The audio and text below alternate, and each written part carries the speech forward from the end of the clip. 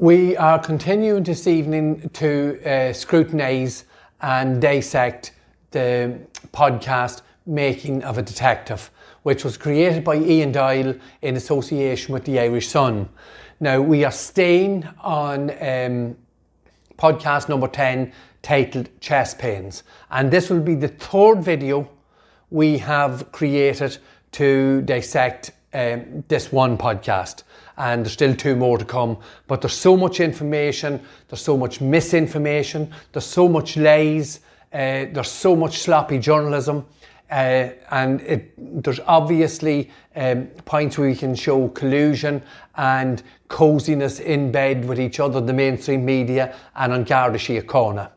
So we're going to continue now, as I say, so we're staying on episode 10 of this series of podcasts, and it's entitled Chest Pains. And the first little clip we're going to listen to in this video is vitally important. And this is the whole area surrounding where Aaron was at the time of the Northern robbery, and how pathetically it was investigated and checked out. And it follows suit in this podcast, obviously, because they can't highlight the mistakes. So we're going to have a quick listen to this this clip here now, please. And trying to cover his tracks that he wasn't involved in any shape or form in the murder.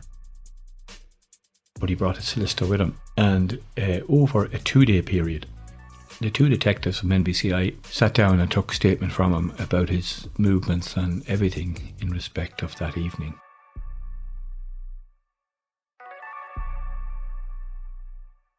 Accompanied by a solicitor, Brady began to tell the Gardaí about his movements on the night of the robbery.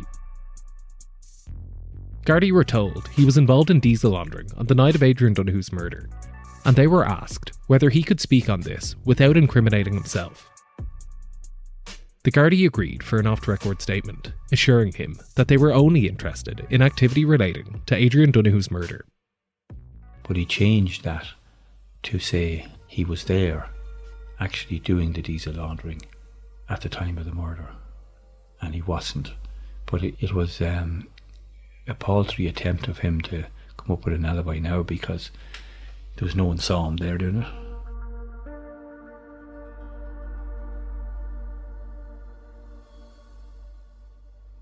Aaron Brady told the detectives that he went to the yard shortly after 8 p.m. to load cubes of diesel, but the forklift that he used to move the fuel wouldn't start. He said he left the yard at 8:20 p.m. and went over to a friend's house on Loch Road, before then going over to his girlfriend's house, where he stayed until 3 a.m. He maintains that he was in a different part of the County Louth. He was actually involved in an oil laundering, a fuel laundering operation at the time, so it couldn't have been him. He couldn't have been responsible. So that's what he tried to use, that he was in a different location, so therefore he wasn't involved in the murder. So Aaron Brady's alibi was gone. I believed he was never in that yard. And if he was, it was only for that half an hour where the thing broke down and he went off for himself. But I was quite convincing and happily to say that he was in Lordship Credit Union shooting a guard. Brady. Vital. This clip details where Aaron was at the time of the murder and robbery. And it's not explained very well there in the clip, and I just will go over it again. Aaron went in voluntarily to Garda Síochána on the 5th and 6th of February 2013. He went in on the Saturday and the 5th with a solicitor, and the solicitor was happy enough for Aaron to go back in on the 6th of February on his own. So he had 2 days interviews with Detective Phillips and McGovern from NCBI. So on the first day with Aaron's solicitor, Aaron asked to speak off the record and explain where he was, that he was involved in illegal activities just across the border in Cullaville laundering diesel. And he told the guards initially that he went into the yard just after 8 p.m. and stayed for 20-25 minutes trying to start the forklift because the forklift wouldn't start. And he give quite a lot of detail about the forklift, the WD-40 or the Easy Start to try and get, because the forklift was given trouble. And the reason why he didn't tell them that he was actually loaded half a lorry that night was he thought he would be in less trouble if he said he tried to start the forklift and couldn't. But to all intents and purposes, there was a great deal made of this change in Aaron's story. A massive deal made out of it. But Mr. Murray, in that clip there, admits that Aaron, even if he was in the yard, he says, for half an hour, I still think, I didn't believe he was there. I believed he was in the credit union car park shooting Garda Adrian Donoghue. But he does say, even if he was in the yard. So there is a reasonable doubt, even with the senior investigating officer at this point, when he's making this video or podcast. And the reason why that is vital is it's very simple, because 2 into 3 doesn't go. If Aaron arrives at the yard in Cullaville after 8 p.m, stays for 20 minutes to half an hour, that brings us up to almost 8:30. And you can see here on the map that it takes almost 20 minutes to travel from the yard in Cullaville and over to the credit union. And we have to assume they'll have to go to get changed, get ready. There has to be some sort of congregation where the gang come together, all get into the Passat. It's something that's never even been touched upon by the authorities. No idea where the decampment happened after the murder robbery or where they're coming together. Absolutely nothing. This gang involved with Aaron Brady just popped up out of thin air. But come back again to the yard. So if Aaron left the yard anywhere near 8:30, it would be impossible for Aaron to have been in allegedly the Passat that drove down at 20:50 down along the credit union where the 4 gang members were dropped off by the female driver. So even Pat Murray is admitting to it here. And we look here, I have the map up there again, and again it shows you the quality of the investigation here. Mr. Breen again says that Aaron Brady claimed he was in elsewhere in County Louth. The diesel yard wasn't in County Louth even. That shows you how stupid these people are that are printing and publishing this thing. This is the same man who said that the jury were being intimidated in Aaron Brady's case. Absolute bullshit, Stephen Breen. Not only is it not in Louth, it's not in Monaghan, it's in Armagh. Technically, it's in a different jurisdiction. Well, it is in a different jurisdiction. To all intents and purposes, it's in a different country. And you're pontificating on one of the most serious crimes in the history of the Irish state, Stephen Breen. And you don't even know where the main suspect and the man who has been found guilty at this moment in time, our son is sitting in an unsafe conviction for 40 years for a crime he had nothing to do with and couldn't have. Impossible. And you don't even know where he was, where his alibi was. So it shows you the quality of what these people are doing, and all they're doing is just pontificating again what the likes of Pat Murray and the Garda press office are telling them. And once again, nobody asked Pat Murray when the Gardaí investigated the yard, obviously there was nothing found. Well, there was nothing found because the guards never even went to the yard. And there is no acceptable excuse for not going to the yard. There was a lot of paraphernalia taken, money bags, cheques, different credit union paperwork was taken from the scene of the crime. There could be balaclavas, gloves, clothes, footprints, footwear. There could be gun cartridges, there could be an empty cartridge, there could be a box of cartridges in under a shelf in one of the sheds. It's endless. There could be car tyre prints. And the guards never went to that yard. And here we have 2, I presume they're some former journalists, not even asking the question. And the reason they're not asking the question is because they're cosy and they're in bed with an Garda Síochána and they're perpetuating a curated and a manufactured story. And it is as simple as that. That little clip there perfectly epitomises the disgusting way Pat Marry handled the initial part of the investigation. And it doesn't say an awful lot either for NCBI when you had Phillips and McGovern speaking to Aaron on the Saturday. They should have been straight out the road with the PSNI, and there's no reason why the An Garda Síochána can't go across the border. They were here at our door. I had Kerwin and Reedy at our door here. And I know that the detectives were in other parts across McLean and in across the border. So this is vital information here, and it's glossed over as if nothing happened, but that's exactly right. Nothing happened, Mr. Marry, Mr. Doyle and Mr. Breen. And go and get your geography right. See on the map where Aaron was at the time of the murder and robbery. Now we're going to move on, and hopefully this next bit will highlight what was happening with Pat Marry at the time and why he made such a pig's ear of the investigation and his problems with authority. So we're just going to, there's a lot of little clips here. I've had to break them down. I was going to run them all through, but I'm just going to break them down in little bite-sized pieces, make a quick comment, and we'll move on, and it gives us an idea into how the investigation was handled from the beginning. So we'll listen to the next clip now. No, I wasn't a major fan of senior Garda management, and I just wasn't. Tensions were fraught, and for the first time in his career, Pat felt like he was struggling to get on with the job. What turned things sour for me was very simple. I became unwell. I was in charge of the investigation. I had believed I had put together the bones and the structure of the investigation to move it forward. I got a clot in my leg as a result of the stress and the strain I was under.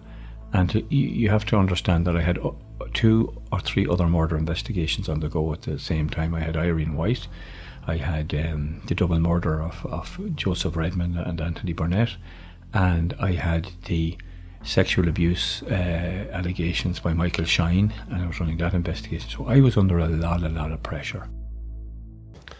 Now, we have covered this scenario where Mr. Marry is having serious issues with all these type of people here.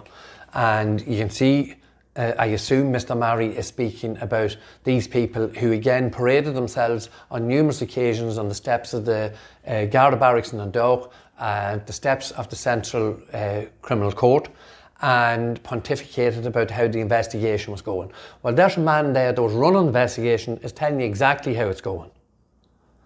Now, anyone that's involved in any sort of business, if you're working for someone, you know that to get results, everything must be working coherently and there must be cooperation. Does it sound like it there? There's cooperation. And for some reason, I cannot understand it, and maybe Mr. Breen or Mr. Doyle could look into it a wee bit. How on earth was one man running 2 other murders and a sexual abuse case on top of the murder of a member of An Garda Síochána? It makes absolutely no sense whatsoever. So we're going to play another little clip here, and again it continues on the same mantra, and it shows us the state of the mind and what the morale must have been like in the incident room when all this was going on. Pat had never experienced pressure like this in his career. I was working on Adrian's from 6 o'clock in the morning, sometimes 4 o'clock in the morning, until maybe 10 o'clock each night. I was actually booked into a bed and breakfast in Dundalk, so I wouldn't be delaying time driving from home to give as much time and effort to Adrian's murder. And I remember, and my staff they would back it up, like I'd have them in at 6 a.m. and I'd have been in at 4, and I would be have arranged search warrants to have been got, and teams and an operational order done to search premises looking for potential evidence and stuff like that. And I was working long, hard hours, and I was exhausted. I got a clot in my leg. My right leg swelled up. I knew it was a clot because I had one in 2003. Again, very short clip there, and this leads into where Mr. Murray had a number of serious health scares, as you heard there on that clip. But we cannot take away from the situation where the man never felt pressure like this. He's working from 4 a.m. to 10 p.m. every night, staying away from home. He's arranging the search warrants. He's doing everything. It's I, continuously. And obviously, because of his poor relationship with those above him, he's not asking for help. He doesn't want help because Pat Murray knows how to run investigations. He's told us that. He knows more. He's a qualified investigative detective, and he is not going to ask for help from anyone. And again, we're just going to follow this story through and how Mr. Murray left and came back to the case. They put someone else in his place to lead the investigation. Around 3 weeks had gone by, but his wound was beginning to heal, and Pat felt like it was only a matter of weeks before he'd be back in charge of the case. This is the first mention of Pat being taken off the case in August 2013 because of his health issues that he's described there. And this is the first point where someone else has been put back in charge. And I think Mr. Murray was expecting to come back and he had a second health scare. So that delayed his return. So what we're going to do now is listen to the next clip and see Mr. Murray's, let's say, lack of respect for the person who was put in charge while he was off. So we'll have a listen to that clip now. They gave me the all clear and sent me on my merry way. Now I was off work for 4 months, but they put let's say, the powers that be obviously didn't think I was making progress on the investigation, and they put someone in my place. The months went by, and for once in his life, Pat focused on his health ahead of his work. He actually enjoyed the time off. Life was moving at a slower pace, even if it was only temporary.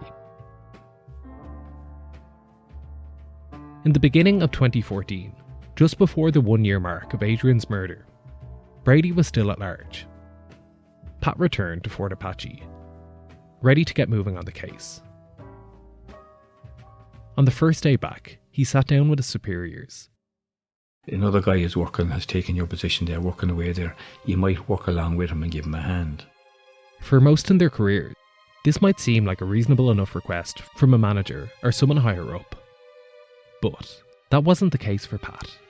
You know, what an insult. Like, I was a qualified senior investigating officer. I had a track record, and I was in charge of the investigation and had it to a certain level. One of Pat Murray's most prominent characteristics is his self-assurance. He knew his own capabilities, and to be fair, he'd proven them on countless occasions during his tenure. At times, though, those he clashed with perceived it as ego. And this was a running theme throughout the latter stages of his career. As I have said before, this is the team that's running very, very, very strongly through the podcast. And I think it gets to a point here where you can see the disdain Pat Murray had for those above him.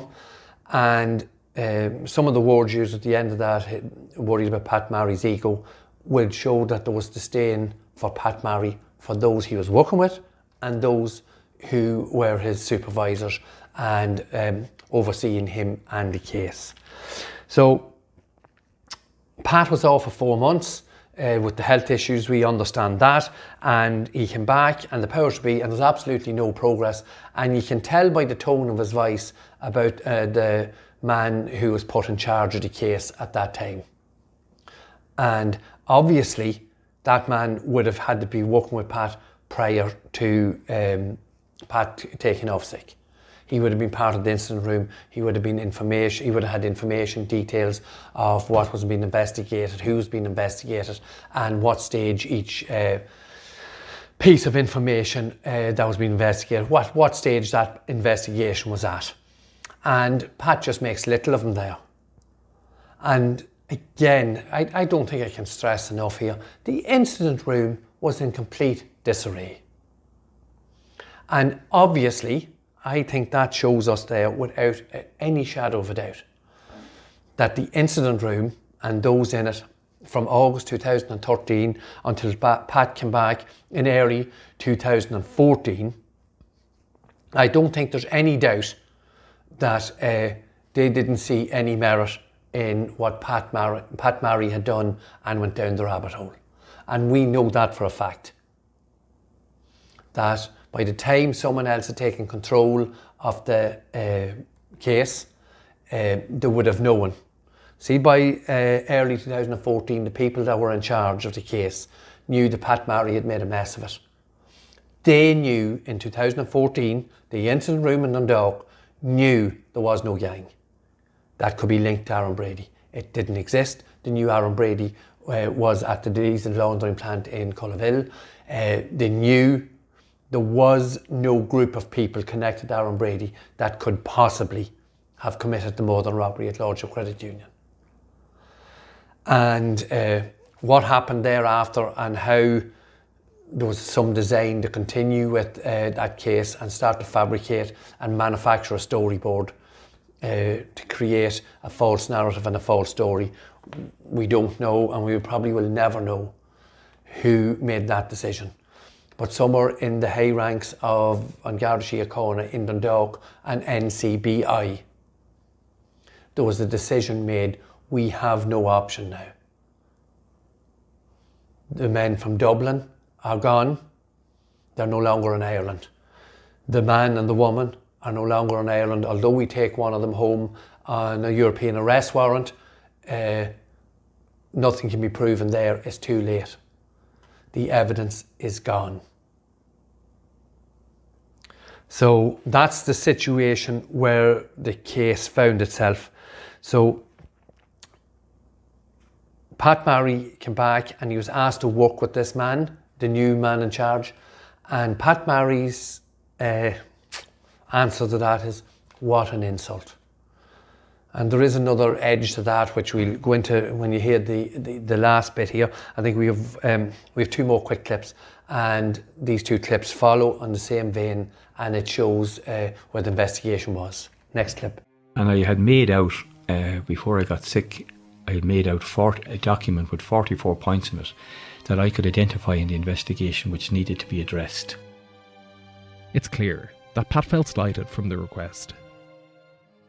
In actual fact, it was something he'd never recovered from. In his view, this was the straw that broke the camel's back. Again, very short clip, but very, very insightful into where the investigation was at that point in time. Pat says that he had put together a list with 44 points for further investigation prior to falling ill. And we can assume from what the podcast is telling us there, those 44 points were not followed up. Now, as much as I want to say about An Garda Síochána, if there was any merit in the 44 points that Pat Marry had put forward, they would have been followed on by their superiors, superintendents. You see them all here again, all these people here. Did they not see any merit in Pat Marry's 44 points? We had NCBI, National Criminal Bureau of Investigation. They're involved. Mark Phillips was some way headed the investigation at this time, himself and Detective Jim McGovern. And it's obvious what was thought of Pat Marry's investigation at that point in time, in August, moving into January and February 2014. So from August 2013 to early 2014, it's clear, all these people here in this photograph, along with Mark Phillips from NCBI and other senior, and we go into Garda commissioners at this stage, would have been aware of the disarray that was going on in the aptly known Fort Apache incident room. And I think that clip of 10 or 15 seconds illustrates perfectly, once again, the mess that the investigation was in at that time. We'll just finish off with the last bit, and I think this is very insightful here into ego and what was most important to everyone in Fort Apache. He felt betrayed. He felt angry. And he felt that he owed the Gardaí nothing. I was pretty pissed off with that now, you know. I sort of said to them, I won't be helping anyone. I said, I'm taking myself off this investigation. You have someone else in now in my place. Let them do their business. I'm not doing nothing to do with this investigation. And I went on to do the double murder, which I solved, and charged the guy with the 2 murders, which couldn't have been solved. And I went on to solve Irene White's. Next. Now, obviously, we're very aware from previous parts of the podcast how he felt angry, and Pat Marry actually felt that he owed the Gardaí nothing. So he was more valuable than An Garda Síochána. But he says he was pretty pissed off. But I think something I can't understand personally, and I think there's a big part of the whole case. Pat Marry says, I won't be helping anyone. I'm taking myself off the investigation. You have someone else in place, let them get on with it. So who's the most important person here? And this is a mantra, and this is what we have said from the word go. And it's something I could never, ever understand. And I've spoken to hundreds of people about this. And it's showing very clearly here. The most important person, as regards this podcast, is Pat Marry. Now, Detective Garda Adrian Donoghue lost his life. He was brutally murdered. He was shot in the face and lost his life at Lordship Credit Union. And this is a man who went on TV, radio. I watched him. I read newspaper articles. I listened to the start of this podcast, episode number 9, and how wonderful Adrian was. And I have no doubt, and from everything I've read and what I know about, we'd say, for example, St. Pat's, the football club in Lordship, where Adrian Donoghue was involved with, he was the most important part of this. And we know Aaron Brady can't be the man who took Adrian Donoghue's life. Simply cannot be. But here we have a man, I think it shows, and this is not only Pat Marry. This is definitely not only Pat Marry. He just is stupid enough to vocalise it to the nation. That he wasn't going to help anyone. He wasn't going to sit down and say, Johnny, whoever the new superior was at that time, he wasn't going to sit down with him, put his arm around him and say, listen, let's get all the information together. I had 44 pints there last August. How many of them have we followed up? Where are we with each one of them? That wasn't happening. Pat took the bowl in under his arm and away he went. He wasn't playing anymore.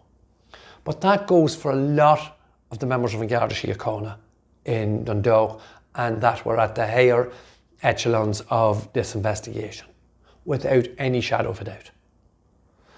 Because, and I have said this before, if someone shot someone close to me, a friend, family member, whatever, I would want to know who done it.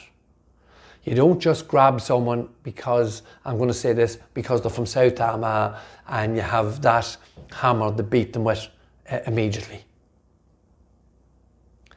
And I'll say once again, Aaron Brady cannot be the man who shot and murdered Detective Garda Adrian Donoghue. It's simply not possible. It's impossible. And these people are still peddling a story, and it would appear that they are happy with this miscarriage of justice. And they are happy. And I don't know whether they're happy, they're satisfied with what they have at the moment. But in some way, they must know the man who shot and murdered their colleague is not in prison. And I hope the first 2 looks at this podcast is some insight into how the investigation was going. And all these pictures of these people here standing on the steps of CCJ or in Dock Barracks is, again, Pat Murray tells us what was going on. So everything these people were saying on the steps is bullshit. We're doing everything. The investigative team's working hard. It was lies. So that's the end of our look at podcast number 10 entitled Chest Pains. This is the sad bit of it, and it is an insight into the complete and utter mess that the investigation was. We're moving on to episode number 11, and it's moving on into the American aspect. And this is the Laurel and Hardy aspect of it. This was more, maybe a little bit of drama, late entertainment that was written by Doyle and Breen. But the next bit is even funnier, if that's possible. This is Laurel and Hardy stuff we're moving into when we dissect the podcast number 11, which is entitled Undercovers. So we'll do that next week. I think probably at least 3 videos on that. It's so difficult to listen to it and break it down and have to re-listen to it, but it has to be done to bring it to you, the public. Once again, please listen to the podcasts. Please. Making the Detective. Please listen to them. Any questions, if you think we've missed something, if you think we've omitted something, if you think we've skirted over something, we haven't explained it correctly, please let us know and we will answer the question as best we can. Thank you for watching. Please like, comment and share. Very, very important. Our media platforms are being attacked and we need your help with the like button over onto YouTube, and please subscribe. Thank you, and we'll be back in the next video where we'll be starting to scrutinise podcast number 11, Undercovers. Thank you.